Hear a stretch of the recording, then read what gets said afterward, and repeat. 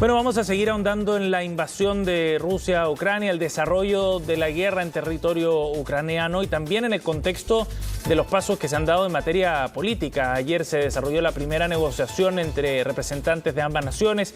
Hoy fue el turno de la exposición, como veíamos, del presidente Zelensky de Ucrania ante el Parlamento de la Unión Europea. Vamos a tomar contacto con el investigador de política global de la Universidad SEC, Mladen Yopo. Gracias por el contacto, Mladen, muy amable.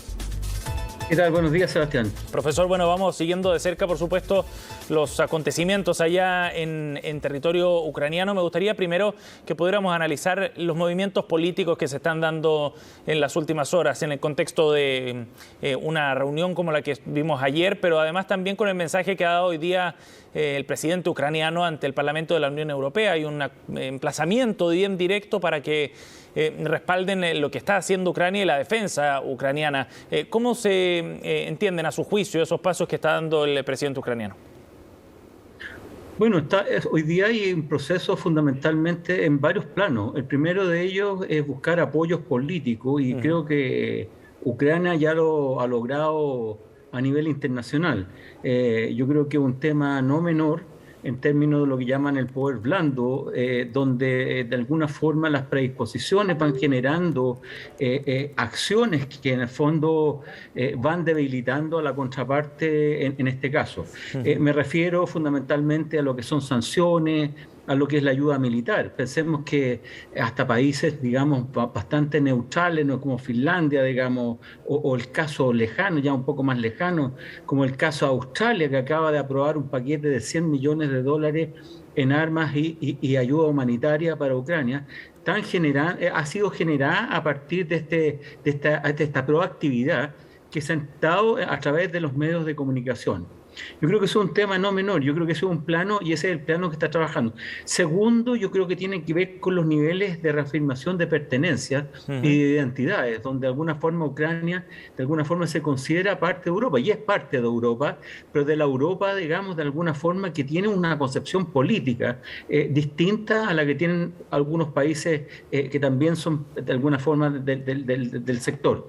Y en ese sentido, de alguna forma, su reafirmación o su petición por ingreso rápido a la Comunidad Europea, en un paso excepcional, a pesar de que es una petición que se viene haciendo con bastante tiempo, tiene que ser una votación por consenso, digamos, es un elemento también de fortalecerlo, porque se estaría atacando a un país de la Comunidad Europea. Claro. También tiene que ver, de alguna forma, con generar conciencia y seguir, de alguna forma, generando una proactividad en estos países para que sigan tomando medidas que de alguna forma minimicen lo que puede hacer el uso del poder bélico que tiene hoy día, la asimetría bélica que tiene Profesor, Rusia.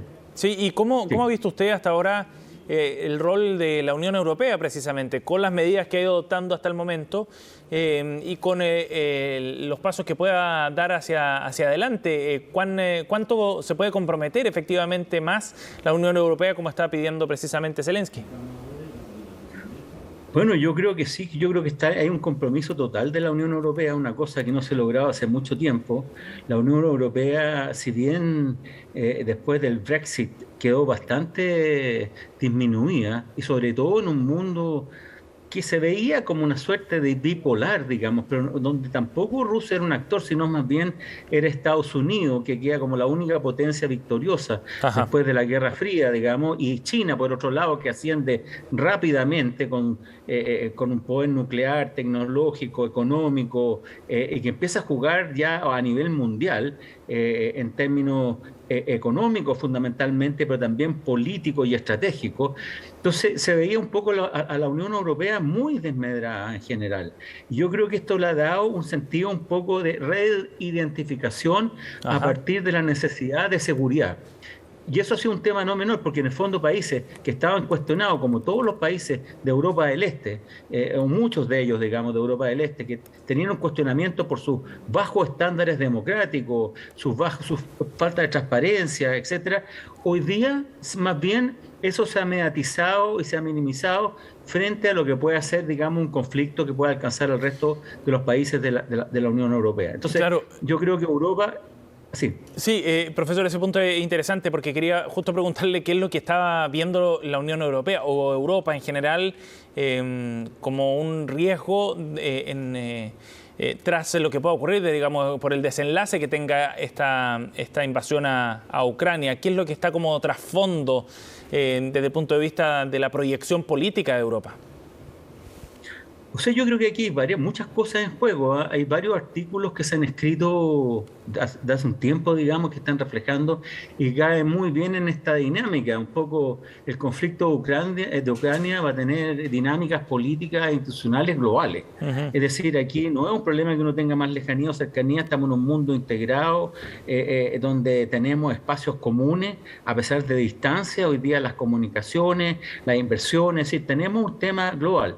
Entonces yo creo que el caso de Europa está viendo hoy día primero una amenaza real, una amenaza que supuestamente se había ido, entre comillas, porque Europa, países europeos y sobre todo los del este, y algunos países, diría, los más preponderantes del club, diría, nuclear, un poco lo que fue Reino Unido, entre otros, seguían viendo un poco ciertas concepciones de Guerra Fría, pero el resto de Europa, de alguna forma, empieza a caer en esta lógica de inseguridad.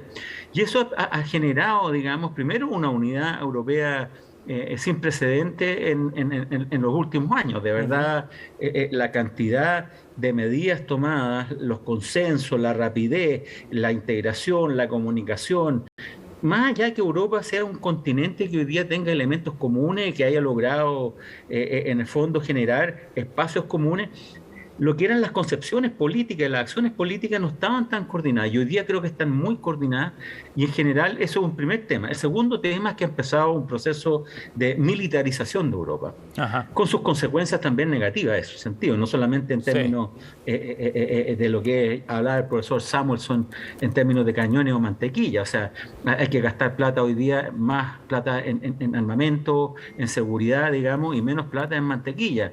Y eso implica, sobre todo en este periodo de pandemia, con niveles de cesantía, altos niveles de costo para la población, con poblaciones que de alguna forma son demandantes. Esos son temas que, bueno, no quiero entrar en lo colateral, pero en el fondo va a ser parte de la discusión o del tema de buscar una seguridad, buscando vías alternativas, digamos, energéticas, incluso recuperando antiguos elementos productivos de energética con combustibles fósiles, digamos. Entonces, sí, eso va de alguna forma a retrasar lo que es el New Green Deal europeo. Entonces, va a tener sus consecuencias, pero en el fondo el militarismo de alguna forma va a estar presente. Ya un caso pero muy gráfico es el de Alemania, donde el canciller Scholz en el Bundestag de alguna forma anunció un gasto en defensa de un 2%, aumento de gasto en defensa del 2%, hasta llegar incluso al 5%, lo que equivale a más como 100.000 millones de euros en un momento determinado.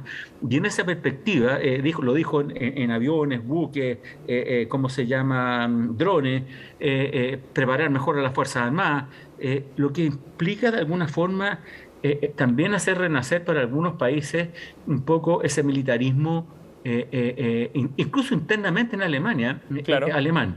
Sí. Pero lo ve la necesidad de una protección, porque ve que Estados Unidos, sobre todo en un momento determinado, dejó bastante solo a Europa, sobre todo en el periodo de Trump, del presidente Trump, cuando en el fondo minimizó la OTAN, salió de los organismos internacionales, es decir, generó una debilidad institucional para la defensa general de Europa. Sí, profesor, y en contraste vemos a una Rusia que se empieza a ver cada vez más acorralada. No hablo militarmente, ¿no?, porque está liderando la avanzada sobre territorio ucraniano, pero las sanciones financieras, las sanciones económicas, el retiro de muchas empresas de sus inversiones, empresas grandes, estamos hablando de Shell, por ejemplo, que ha anunciado también el retiro de sus inversiones en una sociedad con Gazprom, de empresas noruegas que están haciendo lo mismo, Daimler, otra empresa alemana, y hay así una serie de compañías que están cortando vínculos comerciales con Rusia, más otro tipo de sanciones en el ámbito, por ejemplo, deportivo, que también tienen otro tipo de valor desde el punto de vista del aislamiento, como decíamos, de Rusia. ¿Cuál es el curso, el camino que empieza a trazarse en ese sentido para Rusia en el concierto internacional? Sí, el presidente Putin abrió una caja negra, la caja negra esa de Pandora, que en el fondo donde salen los monstruos atrás no conocía, no fue capaz de evaluar adecuadamente más allá de haberse preparado durante mucho tiempo, la complejidad de las reacciones mundiales. Y porque siempre se habló de un poco business is business, digamos. O sea, Rusia hace buenos negocios y por lo tanto va a afectar algo, pero en el fondo igual va a seguir un poco business as usual, como siempre, digamos, Claro. el negocio como siempre. Y la cosa no resultó así porque hoy, en el fondo, en un mundo de incertidumbre, lo que hace esto es generar más incertidumbre. Sobre Ajá. todo en un mundo donde no se sabe, digamos, un poco, dado, digamos, las circunstancias de grandes dilemas, no hablo solamente de la pandemia, que en el fondo eso generó una crisis bien a nivel global, el calentamiento global, el tema de las migraciones, los conflictos que son de distinto tipo. Entonces, va generando una situación que va profundizando lo que son las inseguridades. Y en esa perspectiva yo creo que le abrió una caja de Pandora y no fue capaz de ver. Un segundo elemento de error fue decir, mire, yo fui a Pekín, me junté con Xi Jinping, el primer chino, y de alguna forma los dos tenemos esta convicción un poco de contradicción con países y con Occidente, y por lo tanto vamos a tener y ya hemos solucionado los grandes problemas, tenemos una buena relación económica, preferente, digamos, tenemos relaciones de seguridad a través del acuerdo de Shanghái, por lo tanto vamos a tener una ayuda mayor. Y lo que pasa es que China, por su lado, está en un proceso, si vio interesante el caso ruso, lo que va a hacer Rusia, de alguna forma lo tiene como un caso de prueba también, porque en el fondo también quiere ver las reacciones mundiales frente a cuáles pueden ser sus actuaciones frente a países como Taiwán, o lo que pueden ser las disputas de islas de China, o lo que pueden ser disputas marítimas en un momento determinado, en todo lo que es Indochina, digamos, el Indo-Pacífico, perdón. Sí. Entonces, en ese sentido, yo creo que China, de alguna forma, primero, no le conviene, porque China ha crecido a costa de qué? Primero a costa de una proyección internacional importante, copió el modelo japonés, un poco este modelo salvaje japonés, le dio una dinámica más estratégica, de copia, digamos, y de tecnología, inversión tecnológica, le dio un sentido más estratégico, lo vio en un sentido de ascenso general a primera potencia mundial en un momento determinado, lo que llamó su ascenso pacífico, y necesita un escenario internacional pacífico seguro y confiable, cosa que la crisis rusa no se la está dando.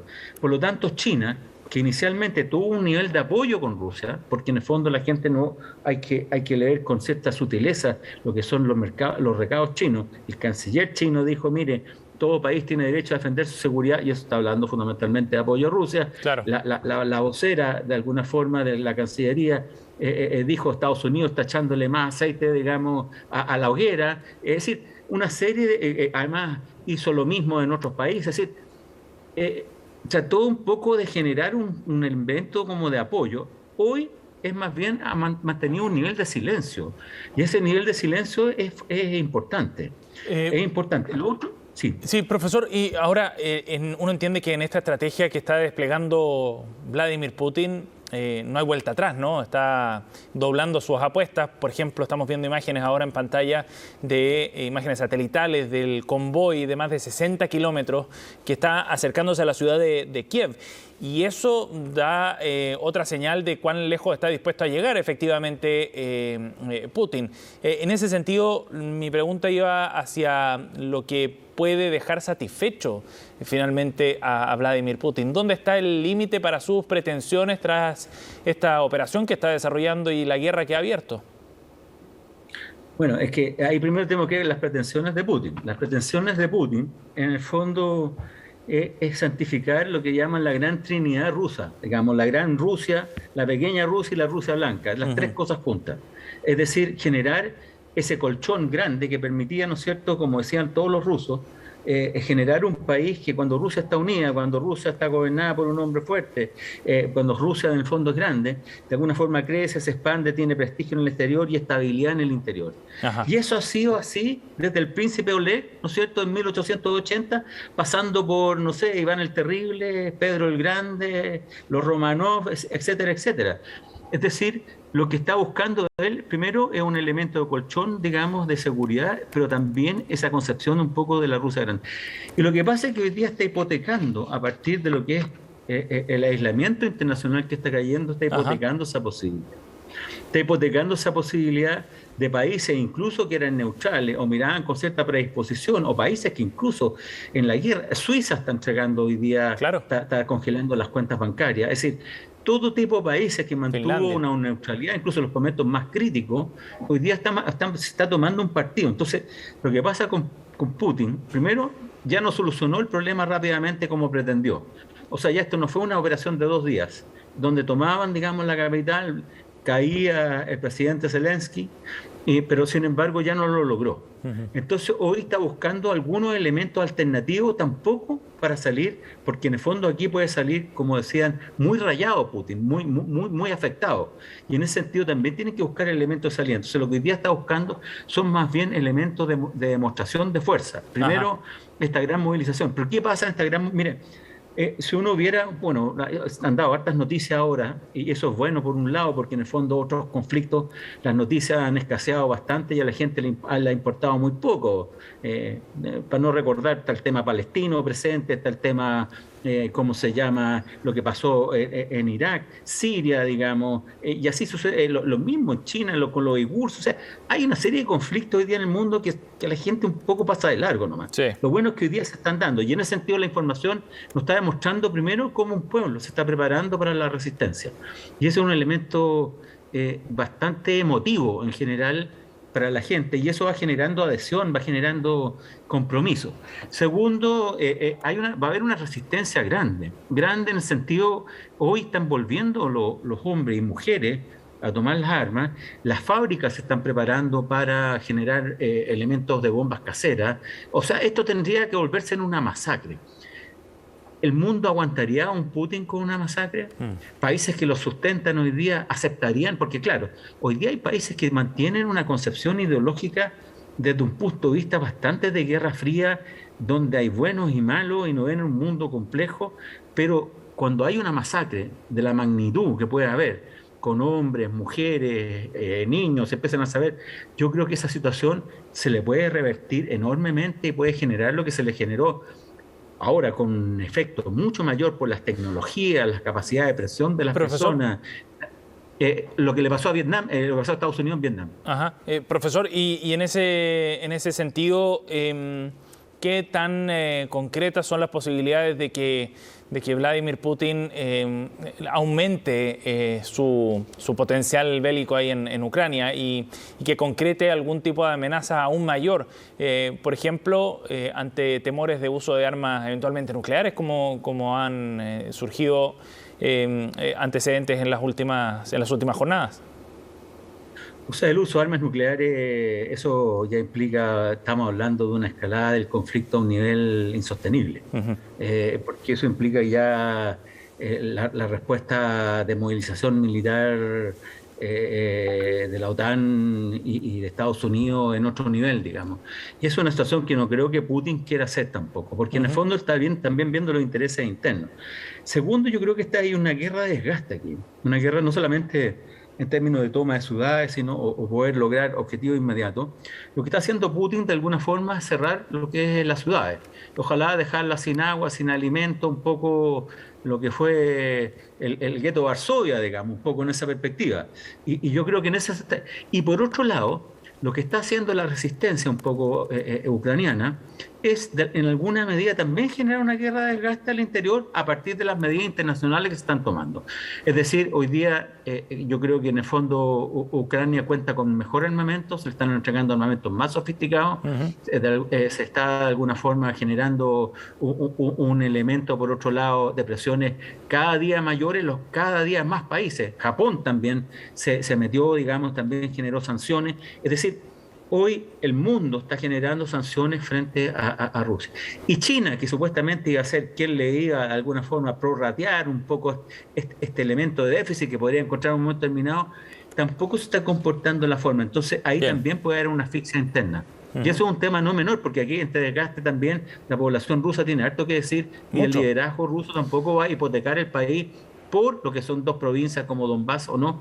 Yo creo que tratar de llegar a un arreglo en un momento determinado, pero sobre una postura de fuerza. Sobre todo cuando las medidas que se están aplicando sobre Rusia, sobre todo las económicas y financieras, empiecen a repercutir en la ciudadanía. Profesor Llopo, gracias por conversar con nosotros esta mañana, muy amable. Mucho gusto, que tengan buen día.